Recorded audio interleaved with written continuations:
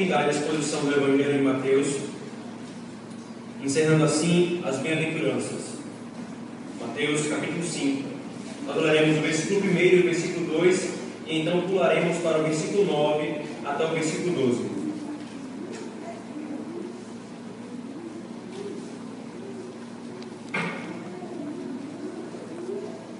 Diz assim a palavra do nosso Deus, irmãos. Vendo Jesus as multidões, subiu ao monte e, como se assentasse, aproximaram-se os seus discípulos e ele passou ensinado, dizendo, versículo 9: Bem-aventurados pacificadores, porque serão chamados filhos de Deus. Bem-aventurados perseguidos por causa da justiça, porque deles é o reino dos céus. Bem-aventurados sois quando, por minha causa, vos injuriarem e vos perseguirem, e mentindo disserem todo mal contra vós. Regocijai e vos exultai, porque é grande o vosso galardão nos céus, pois assim perseguiram aos profetas que vieram antes de vós. Amém. Vamos orar mais uma vez, irmãos, pedindo a bênção do nosso Deus. Pai bendito, fala-nos, Senhor, agora nesse momento da pregação da Tua palavra. Nós necessitamos da Tua operação, Senhor, para que tenhamos algum fruto. Necessitamos que o Teu Santo Espírito opere em nossos corações, Senhor, para que entendamos as maravilhas da Tua palavra. Que então, Senhor, possamos receber do Senhor essa bênção. Nós oramos em nome de Jesus. Amém. Irmãos, como nós relembramos pela manhã, na exposição das três bem-aventuranças anteriores, a partir do capítulo 4, Mateus nos mostra que Jesus Cristo ele é o rei de Israel prometido, e é a tese do Evangelho, mas que esse rei também é profeta, conforme o rei Davi, que era o tipo do Messias, o era. Ele era rei e era profeta. Então, a partir do capítulo 5 até o final do capítulo 7, Mateus mostra uma grande sessão expondo o conteúdo da pregação desse profeta. E a primeira coisa que ele nos mostra é as bem-aventuranças, isto é, aquilo que Jesus Cristo, enquanto rei do reino de Deus, espera de seus súditos, ou, dito de outra forma, aquilo que os seus súditos são enquanto membros desse reino. Eles são bem-aventurados. Então nós caminhamos por todas as bem-aventuranças até aqui, essas duas últimas bem-aventuranças. Nós vimos que bem-aventurados são os pobres de espírito, porque eles reconhecem a sua pobreza espiritual, porque eles não têm nada para oferecer a Deus. Bem-aventurados que choram, aqueles que veem essa realidade e choram pelos seus pecados.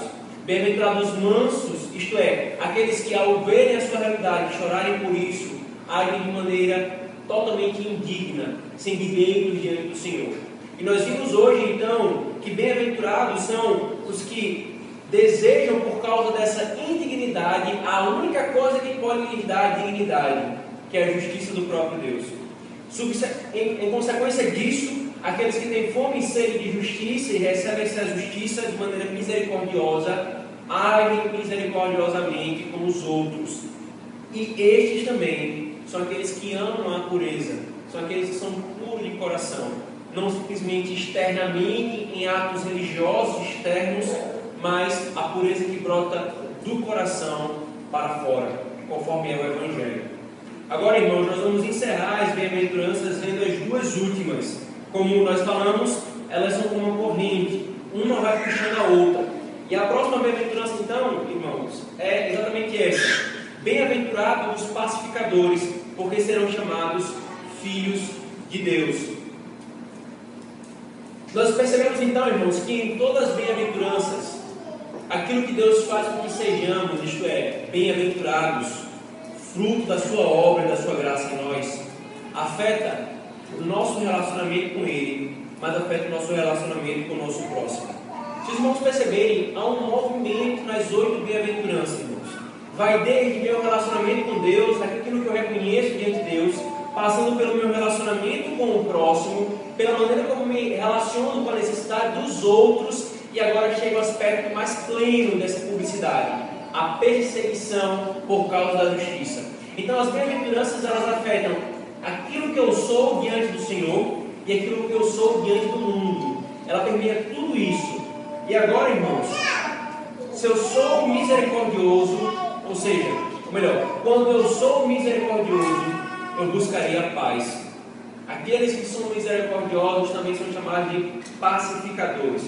E eu nem preciso dizer, irmãos, ou melhor, a pergunta que nós temos que fazer aqui é, mais uma vez, o que é ser um pacificador? Para que então sejamos bem-aventurados, irmãos, diante disso. Será que ser pacificador, queridos, é simplesmente ser uma pessoa paz e amor, que nunca entra em conflito com ninguém? Ou então ser, conforme nós temos uma filosofia no nosso contexto, ser um pacifista, um anti-armas, anti-guerra, anti-polícia? O que é ser um pacificador, irmãos?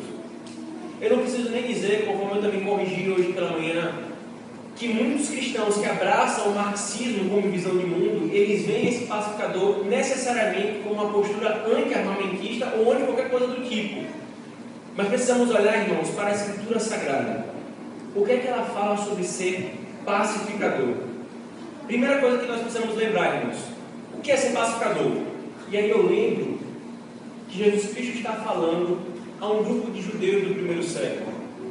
Esse grupo de judeus do primeiro século, irmãos, eles passaram desde o final da escrituração do Antigo Testamento, mais ou menos 400 anos antes da vinda de Cristo, sob o governo e o domínio de impérios gentios. Povos estrangeiros dominaram a nação de Israel, dominaram o Judá. Primeiro o Império Babilônico, depois o Império Persa, depois o Império Grego e agora, no século I, o Império Romano. O tempo todo eles estavam nesse período sob o governo de outro império, que era tirano sobre eles. Então, nesse contexto, irmão, nesses 400 anos entre o profeta Malaquias e o profeta João Batista, nesse período surgiu diversos grupos no meio dos judeus, grupos religiosos e políticos que lutavam, trabalhavam, quer seja em luta armada, quer seja em conchados políticos, quer seja em qualquer coisa do tipo, eles lutavam para se ver livres do domínio do império estrangeiro. Rebeliões atrás de rebeliões aconteceram no meio de Israel, irmãos. A esperança então messiânica, queridos, ela se avolumou no coração dos judeus. Eles esperavam ardentemente pelo Messias. A literatura que falava sobre o Messias naquele contexto aumentou muito. Só tem um problema. Eles pegaram as porções do Antigo Testamento que profetizavam o Messias como um rei vitorioso e esqueceram de uma coisa: que o evangelho desse Messias começaria pela cruz e o sofrimento, pela humilhação, para depois ele ser um rei glorioso e vitorioso. Foi exatamente por causa disso, irmãos, que os judeus no contexto do primeiro século, na verdade, esperavam um Messias sim, mas um Messias que viria montado num cavalo branco, com uma espada na mão, que derrubaria César, e então estabeleceria um reino militar e terreno de Israel, quando Israel dominaria sobre os gentios, e não o contrário. Eles tinham, irmãos, uma visão totalmente equivocada do reino de Deus e do Messias. Jesus Cristo fala isso para esse grupo de pessoas, irmãos, e tinham essa expectativa: bem-aventurados pacificadores. Não é por meio da guerra, não é por meio das armas que vocês serão bem-aventurados e terão posse do meu reino e serão chamados meus filhos. Não é assim. É para esse grupo que ele fala isso, irmãos. Mas há uma outra coisa, queridos, aqui importante. A única vez que essa palavra que é utilizada aqui para pacificador aparece no Novo Testamento é em Colossenses capítulo 1, versículo 20. Vejam por favor comigo. Colossenses capítulo 1, versículo 20.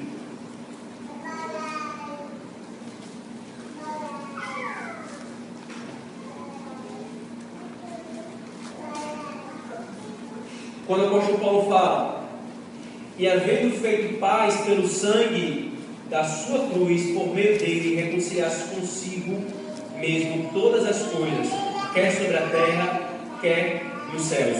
Veja, e que havendo feito paz, é a mesma palavra grega aqui, irmãos, para pacificador. Ou seja, em suma, Deus é o pacificador por excelência. A obra do Evangelho é a obra de pacificação. É o Evangelho que traz a verdadeira pacificação que o homem necessita. O mundo, queridos, uma das maiores marcas do século XX, e especialmente por causa das duas grandes guerras, era a busca por paz. Paz é o que os homens procuram. Paz e prosperidade. Paz e felicidade. Só que o Nosso Senhor está nos mostrando, irmãos, que a paz não vem por nenhuma outra forma. Ser pacificador não é nem necessariamente pegar em armas, nem necessariamente querer ser diplomata. Essas coisas têm o seu lugar, mas ser pacificador está muito além disso. Envolve o Evangelho da paz, que traz a verdadeira paz aos homens. Essa mesma ideia, irmãos, é repetida. Abra, por favor, em Efésios capítulo 2, versículo 15.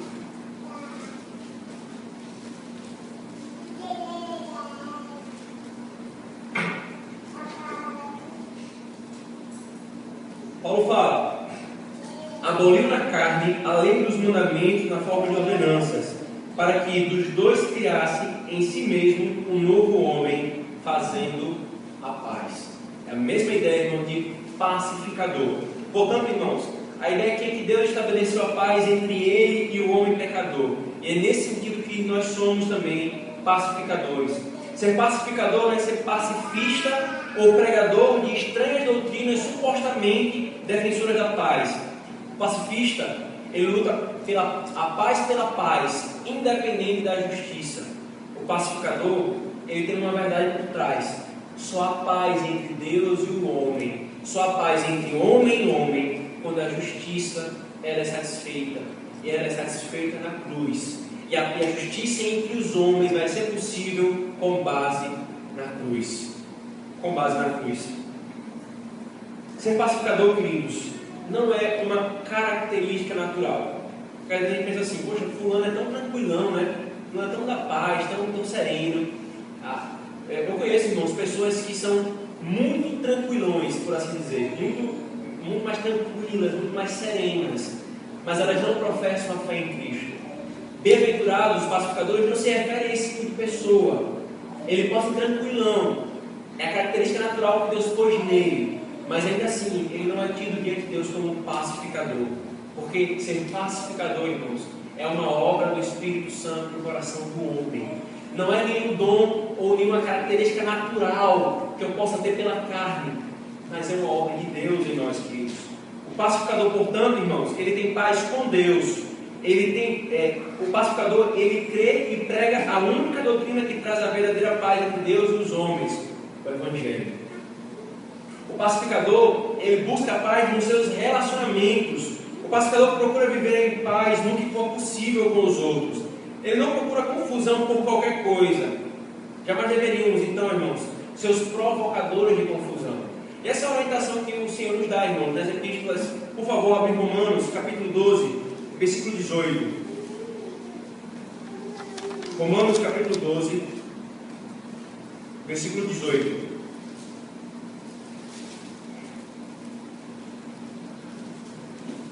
O apóstolo Paulo diz: se possível, quando depender de vós, tende paz com todos os homens. Hebreus capítulo 12, versículo 14. Por favor, irmãos. Hebreus capítulo 12, versículo 14. Um texto que nós lemos hoje pela manhã, inclusive, falando sobre o puro de coração. E veja que a bem-aventurança da pureza de coração está intimamente ligada com a paz, o pacificador. E é isso que o texto traz. Versículo 14. Segui a paz com todos e a santificação, sem a qual ninguém verá o Senhor. O pacificador, irmãos, ele sabe que a guerra não surge por nenhuma outra coisa, senão pelo coração pecaminoso do homem. As guerras não surgem, irmãos, por coisas aleatórias.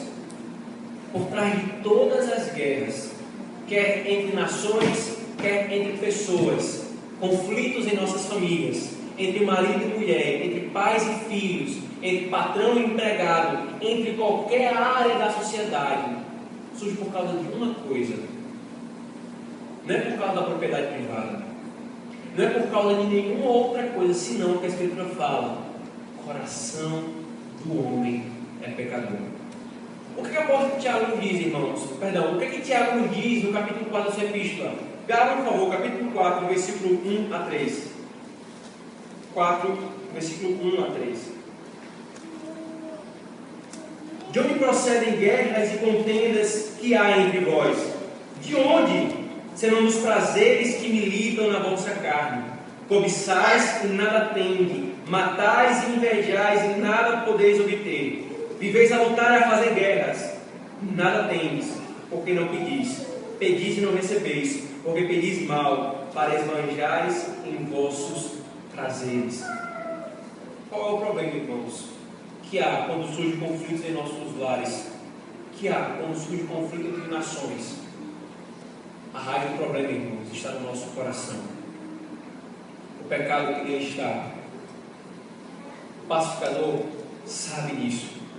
E o pacificador combate essa guerra por nenhuma outra coisa, senão com a única coisa que pode resolver isso: a pregação do Evangelho. Como eu já falei, irmãos, o pacifista ele luta pela paz a qualquer custo. O pacificador ele luta pela verdadeira paz, a paz que é fruto da satisfação da justiça. E aqui é preciso, irmãos, destacar então que o cristão ele não foi chamado para ser um pacifista. Nós reformados, nós não somos defensores de guerras injustas, mas há guerras que são justas, que nos cabe entrar quando, por exemplo, após diplomaticamente tentar resolver uma questão com outra nação, por exemplo, ela injustamente, por qualquer motivo que seja, intenta invadir nossa nação ou nossas casas. Nós, irmãos, como cristãos, os homens, devemos nos levantar e defender nossas famílias, pegarem armas e ir à guerra. Nós não defendemos a guerra por qualquer coisa. A guerra trivial é reprovada pela Escritura Sagrada. Nós não somos pacifistas, mas nós reconhecemos enquanto crentes reformados que é a ocasião em que nós precisamos entrar em guerra. Quando tentamos fazer tudo aquilo que a Escritura diz que deve ser feito, a conversa, a reconciliação, mas ainda assim, aqueles que se opõem a nós insistem em fazer guerra. Insistem em fazer guerra. É por isso que não é um erro, por exemplo, um cristão se alistar no exército, um cristão ser um policial. Pelo contrário, ele está fazendo um serviço ao Senhor, conforme o Senhor fala lá em Romanos capítulo 13. Ele é ministro da justiça do Senhor. Portanto, irmãos, como crentes, nós não somos chamados a sermos pacifistas, mas nós somos sim pacificadores, buscando a verdadeira paz nos meios que o Senhor estabeleceu. O mandamento, por exemplo, irmãos, não matarás, não lida com a morte injusta ou com o assassinato, mas não com a morte que é feita em defesa da vida alheia e de inocente. A morte do injusto que tenta matar e acabar com o justo. Pelo contrário, é dever moral nós defendermos. É dever moral nós nos abraçarmos dessas verdades, irmãos.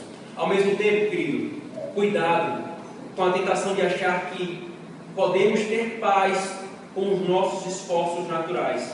Por exemplo, ideias como: o mundo viverá em paz quando nós basta termos educação, uma ciência desenvolvida, armarmos todo mundo, acabarmos com as diferenças sociais. Irmãos, não é assim necessariamente que nós teremos paz. Essas coisas têm o seu devido lugar, elas devem ser buscadas, mas nós não podemos nos perder no engano de que é por meio dos nossos esforços naturais que nós teremos a verdadeira paz como pacificadores, irmãos. Nós não podemos nos perder nisso. Há muitos crentes que defendem essa verdade, como por exemplo, aquela música em que o cantor, não estou me lembrando agora o nome do ele é bem famoso, eu deveria lembrar, mas quando ele diz assim: imagine um mundo em que não há céu e nem guerra. John Lennon, né? Muitas vezes o evangelho de alguns obrigado, irmão, é o evangelho de John Lennon. Quando não houver inferno e nem terra, nem inferno nem céu, quando os homens forem grande irmandade, nós não tivermos religião. Irmãos, não é por meio disso que nós teremos paz, é por meio do evangelho. O século XX, irmãos, foi o século em que os homens mais tentaram estabelecer paz por meio dessas coisas. Foi o momento em que o homem mais tinha uma expectativa elevadíssima acerca de si mesmo.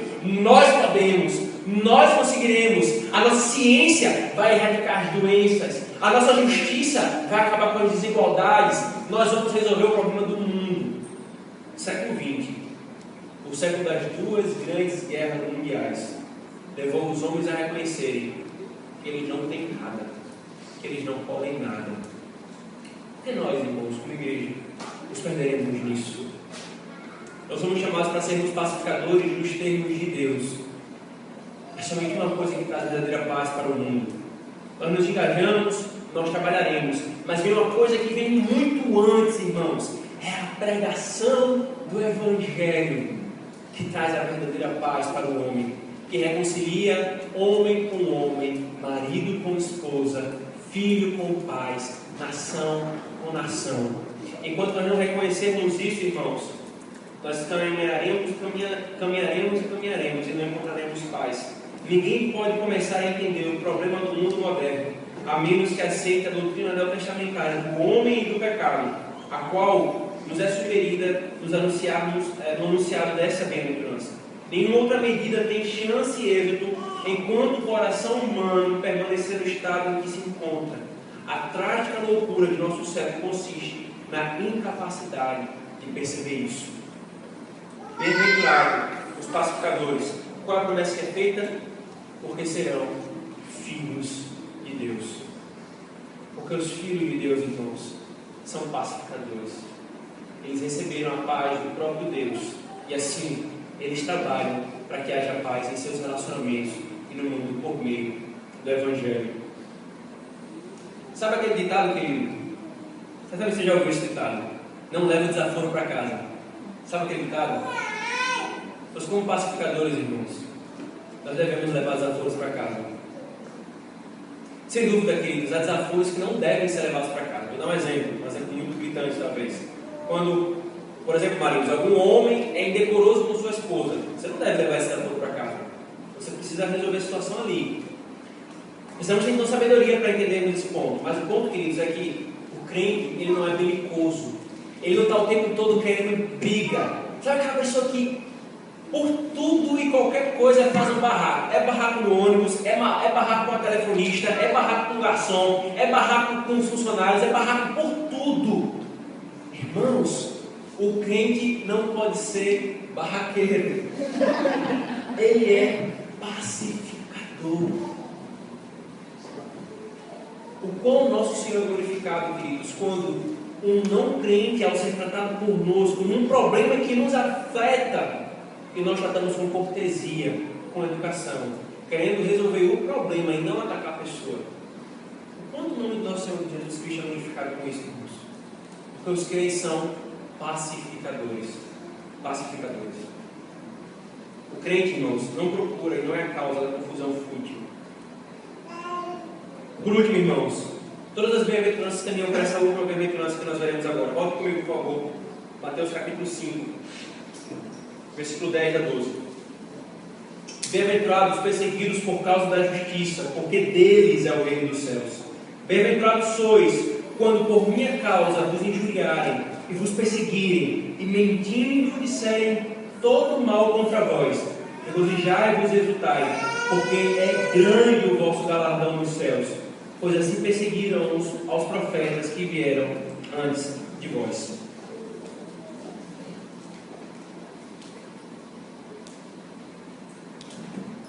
Por último, irmãos, os que forem tudo isso que as bem-aventuranças descrevem, irmãos, esteja certo disso, para que você não foi advertido. Os que forem tudo isso que as bem-aventuranças dizem, irmãos, serão odiados pelo mundo. Certamente serão odiados pelo mundo. Nós devemos, a bem-aventurança anterior, fazer paz, mas nem todos a querem. Por isso os crentes são perseguidos, irmãos. E isso é dessa forma, para que fique claro que a nossa busca de paz não é a paz a qualquer preço. Pelo contrário, por sermos o que somos, nós seremos perseguidos. O crente, queridos, é radicalmente diferente do mundo. O Senhor falou isso. Os apóstolos falaram isso. Vejam, por favor, irmãos, abram João capítulo 15. Eu quero mostrar os textos sobre essa verdade, porque ela é muito atacada hoje em dia, no meio das igrejas, inclusive. João capítulo 15, versículo 20. O nosso Senhor Jesus Cristo diz, João 15, 20: lembrai-vos da palavra que vos disse, não é o servo maior do que o Senhor. Se me perseguiram a mim, também perseguirão a vós outros. Se guardaram a minha palavra, também guardarão a vossa. Se perseguiram a mim, também perseguirão a vocês outros. Atos capítulo 8, versículo 1. Por favor, irmãos. Atos capítulo 8, versículo 1.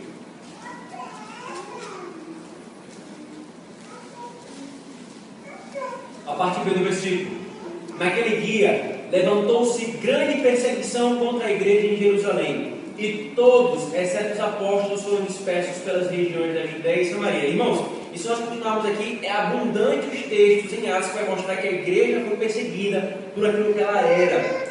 O apóstolo Paulo faz referência a isso.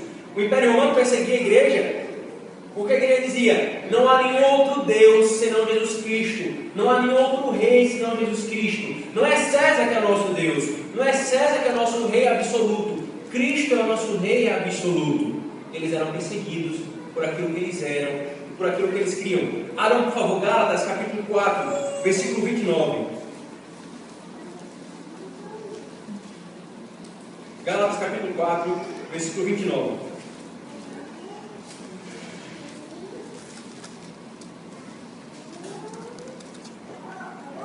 Como, porém, outrora, o que nascera segundo a carne perseguia o que nasceu segundo o Espírito, assim também é agora. 1 João, irmãos, por favor, 1 João capítulo 3, versículo 11 a 13.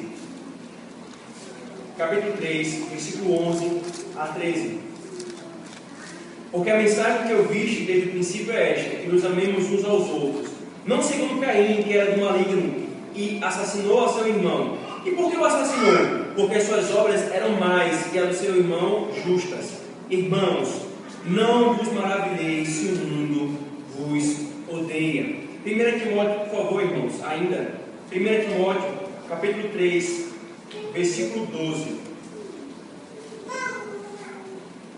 O apóstolo Paulo diz a Timóteo: ora, todos quantos querem viver piedosamente em Cristo Jesus serão perseguidos.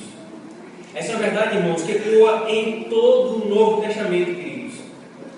O que nós somos é, por natureza, ou melhor, por nova natureza, essencialmente diferente dos descrentes. Isso causa ódio nas terras. Tentar dirimir as diferenças ou fingir que elas não existem é ir exatamente de encontro com a nova criação do nosso Senhor Jesus Cristo, ou seja, é ir de encontro com a obra do Senhor Jesus Cristo em nossas vidas. Nós não podemos dirimir, diluir, acabar com as diferenças que há entre a igreja de Cristo e o mundo, irmãos. Cuidado você, querido. Você que tenta fazer isso o tempo todo, que você tenta mostrar para o mundo assim: veja, eu não sou tão diferente quanto você pensa, nós somos muito parecidos. Certamente, irmãos, nós somos parecidos com o mundo em muitas coisas. Nós usamos calças, né? Todo mundo usa calça. Mas o ponto não é isso a diferença. Estou falando da diferença do coração, a maneira como se vê o mundo, a maneira como lida com os relacionamentos, a maneira como lida com a castidade, com a santidade. Nós somos diferentes do mundo, irmãos, e isso causa ódio. Paul Washer certa vez disse: você parece com o mundo, você age como as pessoas que são do mundo, e também você ama as coisas que o mundo ama. Se sim, sinto lhe informar, você é do mundo. As diferenças, irmãos, são para além de meras questões externas, né? A gente falou isso hoje pela manhã. Muita gente acha que ser crente é ouvir sua música gospel, ou vestir uma roupa de um só tipo, ou usar um certo palavreado gospel. Não é isso que nos distingue, irmãos. Certamente, queridos, o crente tem um palavreado diferente. Ele não fala palavrão, ele é decoroso, ele é cortês. Certamente o crente tem um jeito diferente de se vestir. Ele não veste vulgarizando ou se efeminando. O crente tem um jeito de vestir.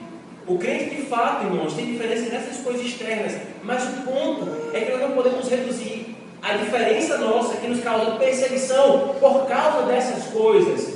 O que causa perseguição, irmãos, que o texto diz é: os que são perseguidos por causa da justiça, por causa do meu nome, por causa daquilo que vocês são diante de mim, irmãos.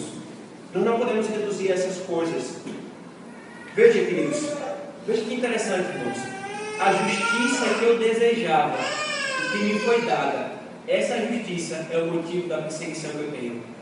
Percebe isso, irmãos? A bem-aventurança que nós fomos hoje pela manhã é: bem-aventurados que têm fome e sede de justiça e serão satisfeitos, fartos. Eu recebo essa justiça. E agora, essa justiça que eu tenho, que eu tanto ansiava, é a causa da minha perseguição, irmãos. O mundo odeia essa justiça e odeia a pureza de coração, queridos. O nome de Cristo, e por pertencermos a Ele, é a causa da nossa perseguição. Nós somos, queridos, nós caminhamos contra a cultura. Os verdadeiros crentes não são amados pelo mundo, eles são odiados por Ele. Agora, irmãos, não é dito, presta atenção nisso aqui, queridos, não é dito que você deve ser do tipo de cara fechada, que ninguém suporta. É só aquele crente que é cara fechada, que ninguém suporta, chato. Aí a pessoa fala assim: não, eu sou perseguido porque eu sou crente. Não, irmão, você é perseguido porque você é chato, porque você não é humilde. Não é esse tipo de coisa, irmãos. Ou então, por exemplo, o cara vem assim: eu sou perseguido por causa da justiça de Cristo, quando na verdade é por causa da sua injustiça. Eu vou dar um exemplo. Aí tem um aluno que diz assim: o professor me dá notas baixas porque eu sou crente, ele me persegue. Aí quando você vai ver, o cara é um péssimo aluno, não estuda, conversa em sala de aula, não respeita o professor. A sua nota é baixa, não é porque você é crente, é porque você é um péssimo aluno. Não é uma perseguição por causa da justiça, é uma retribuição justa ao seu péssimo trabalho. A mesma coisa no profissional: o meu patrão me persegue porque eu sou crente. E quando você vai ver, o cabra chega atrasado, é respondão, não respeita o patrão.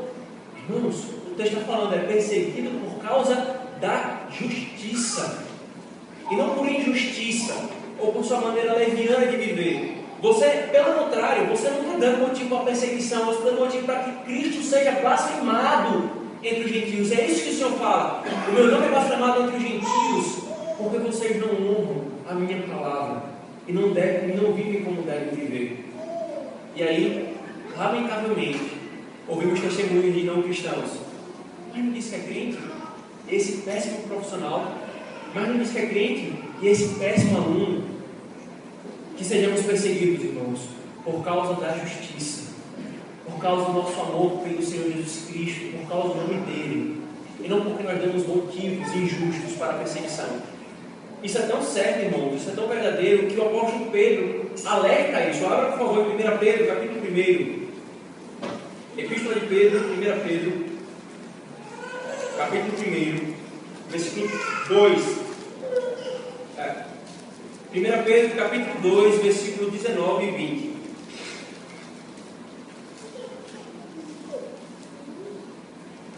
Pedro fala: porque isto é grato, que alguém suporte a tristeza sofrendo injustamente por motivo de sua consciência para com Deus. Pois que glória há, se pecando e sendo esbofeteado por isso, o suportais com paciência?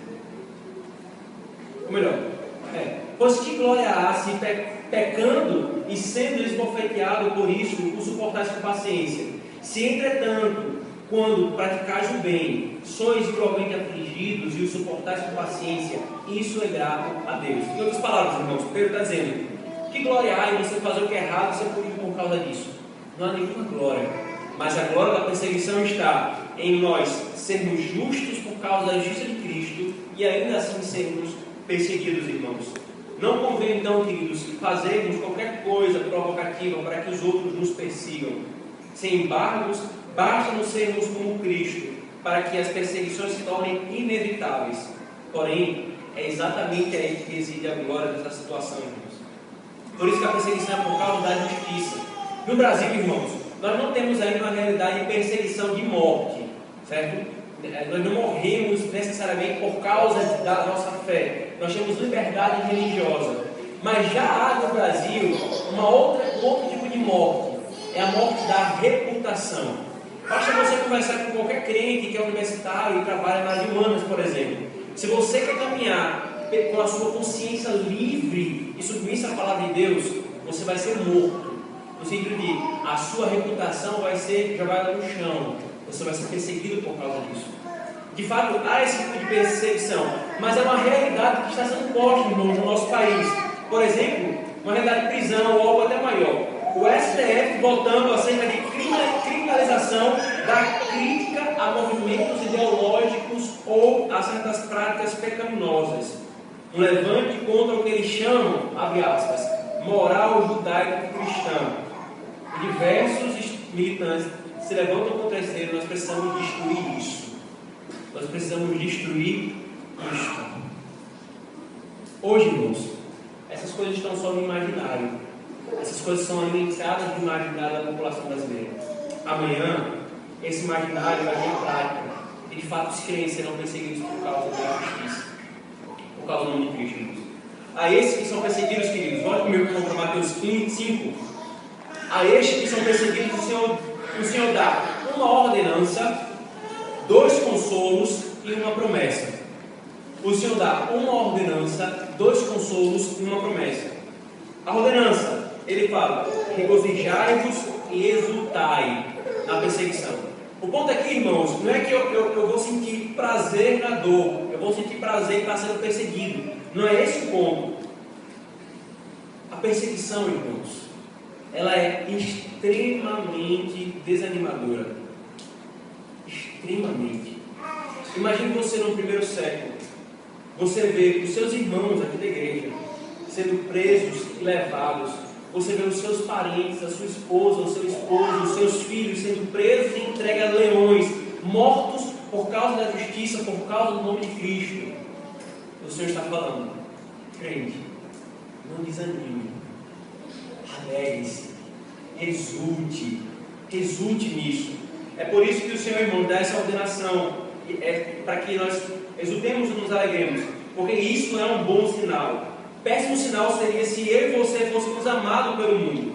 Agora, aquele que chora, primeira bem-aventurança, pela sua pobreza espiritual, se alegrará na perseguição.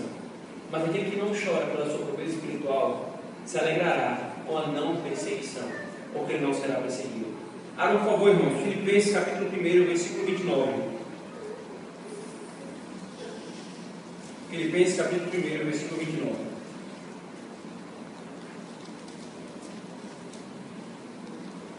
O apóstolo Paulo diz: porque vos foi concedida a graça de padecer por Cristo, e não somente de crer nele. Sabe o que está falando aqui, irmãos? Que não é só uma graça de Deus nós crermos no Senhor, mas é uma graça de Deus nós sermos perseguidos por causa da justiça. Você percebe isso, irmãos? Ser perseguidos por causa da justiça é uma graça de Deus, é um presente que Ele dá à sua igreja. Quais são então os 2 consolos que Ele dá, irmãos? O Senhor fala: porque vocês terão um grande galardão, e assim perseguiram os profetas que vieram antes de vocês. Ou seja, o Senhor está dizendo assim: eu darei recompensa a vocês por vocês estarem fazendo isso. O ponto, irmãos, não é que por eu ser perseguido, então por minhas obras eu vou merecer alguma coisa diante do Senhor. O ponto é que Deus é como um pai que traz uma ordenação, então promete recompensar os seus filhos quando eles obedecem. Esse é o ponto, queridos. Assim como os profetas, ele diz, como por exemplo Malaquias, Jeremias, Micaías foram perseguidos, assim também vocês serão. E por último, irmãos, a promessa é: deles é o reino dos céus. Os irmãos lembram qual foi a outra bem-aventurança que essa promessa apareceu? Primeira bem-aventurança: bem-aventurados os pobres de espírito, porque deles é o reino dos céus. A última: bem-aventurados que são perseguidos, porque deles é o reino dos céus. As bem-aventuranças começam e as bem-aventuranças terminam com o reino dos céus, com a promessa do reino dos céus, irmãos. Para que fique claro para nós, queridos, que o crente caminha e vive e é o que é, mirando uma coisa: a promessa do reino dos céus, porque eles fazem parte do reino dos céus, irmãos. Isso é tão importante, irmãos, que o Senhor deixa claro que se você perder o mundo por causa dele, ele lhe garante o reino dos céus. Mas se você preferir o amor desse mundo ao dele, ele tira em você o reino dos céus. Isso é tão claro também, irmãos, que no livro da Escritura Sagrada, que nos traz visões gloriosas do céu e da glória, essas coisas não são mostradas. Abra por favor, em Apocalipse, capítulo 1, versículo 9.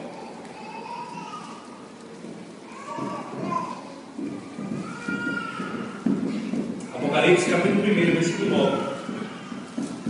Eu, João, irmão vosso e companheiro na tribulação, no reino e na perseverança, em Jesus, achei-me na ilha chamada Patmos, por causa da palavra de Deus, do testemunho de Jesus.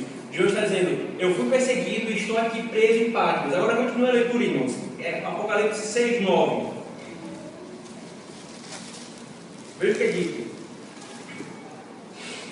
Quando ele abriu o quinto selo, vi debaixo do altar as almas daqueles que tinham sido mortos por causa da palavra de Deus e por causa do testemunho que sustentavam. Agora vamos lá para 20, Apocalipse 24, 20, versículo 4.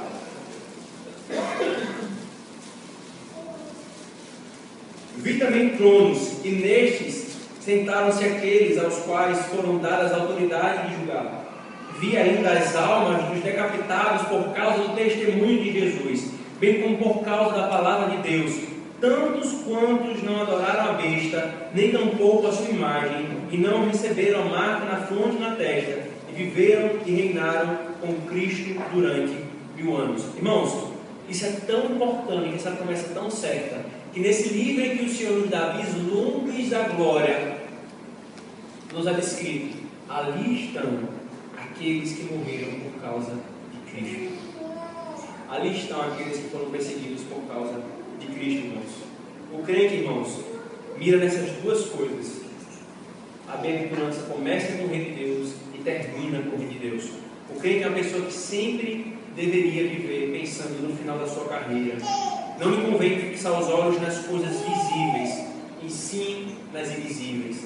Não no aqui e agora, e sim no que virá. Você e eu, queridos, estamos dispostos a sermos perseguidos por causa da justiça de Cristo? Você tem vivido de maneira justa para que então você possa ser perseguido? Ou o mundo lhe ama pelo que você é? O mundo não tem o menor problema com você, porque talvez você seja igual ao mundo. Nós estamos dispostos, irmãos, a sermos perseguidos por causa do nome de Cristo?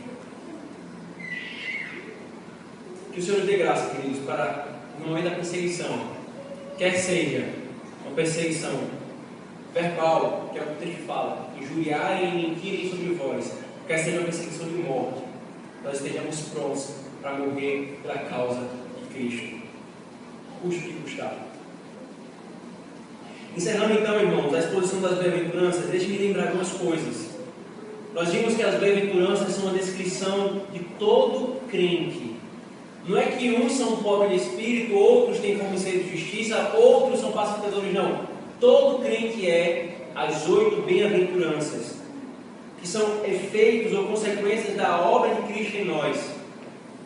Diante disso, irmãos, o que pode ser falado a nosso respeito, queridos? Vimos que as bem-aventuranças, queridos, não lidam com temperamentos, né? Uma pessoa é assim, outra pessoa é assado, né? Tem temperamento assim. Não. De acordo com o Evangelho, ninguém tem vantagem natural sobre ninguém. As bem-aventuranças são obra de Deus no homem e não temperamentos. As bem-aventuranças, irmãos, pintam um quadro maravilhoso do crente, que vai desde sua humilhação diante de Deus até a sua perseguição diante dos homens, irmãos. Por que isso?